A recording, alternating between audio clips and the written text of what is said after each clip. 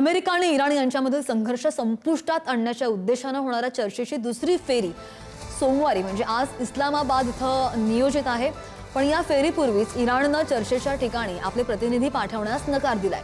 बरं, जोपर्यंत इराण विरुद्धची नौदल नाकेबंदी कायम आहे तोपर्यंत चर्चेसाठी पाकिस्तानमध्ये कोणतेही शिष्टमंडळ पाठवलं जाणार नाही। ही इराणसाठीची शेवटची संधी आहे आणि जर दोन्ही पक्षांमध्ये कोणताही करार झाला नाही तर इराणच्या पायाभूत सुविधांवर मोठ्या प्रमाणावर हल्ले केले जातील असा इशारा सुद्धा ट्रम्प यांनी दिल्याचं कळतंय। अमेरिकन शिष्टमंडळ चर्चेसाठी सोमवारी म्हणजे आज पाकिस्तानमध्ये दाखल होईल, याला सुद्धा त्यांनी दुजोरा दिलाय।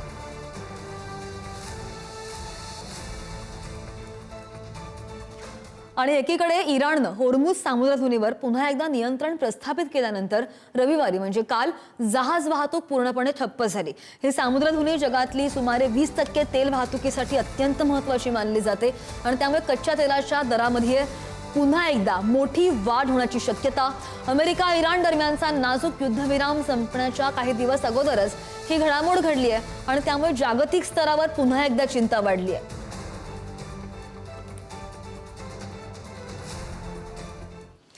पुढची महत्त्वाची अपडेट, इराणी मालवाहू जहाज तुस्का अमेरिकेच्या ताब्यात आहे। अमेरिकेचे राष्ट्राध्यक्ष डोनाल्ड ट्रम्प यांनी असा हा मोठा दावा केलाय।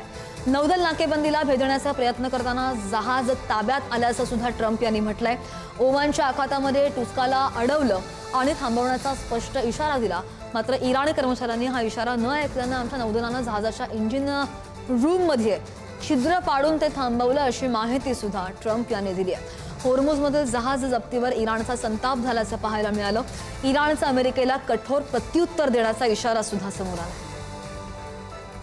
तर खरोखरच अमेरिकेने अशा प्रकारचा हल्ला करून जर इराणच्या मालवाहू जहाजावर कब्जा मिळवला असेल तर आतापर्यंत अमेरिका जो दावा करत होतं की इराणची नेव्ही आम्ही पूर्णतः उद्ध्वस्त केलेली आहे, एवढंच नाही तर इराणची नेव्ही आम्हाला प्रतिकार करू शकत नाही, म्हणून होर्मुझच्या सामुद्रधुनीचं नेव्हल ब्लॉकेड हे पूर्णतः आम्ही यशस्वी ठरवलेलं आहे। अमेरिकेच्या या दाव्याला एक प्रकारे बळ मिळतं।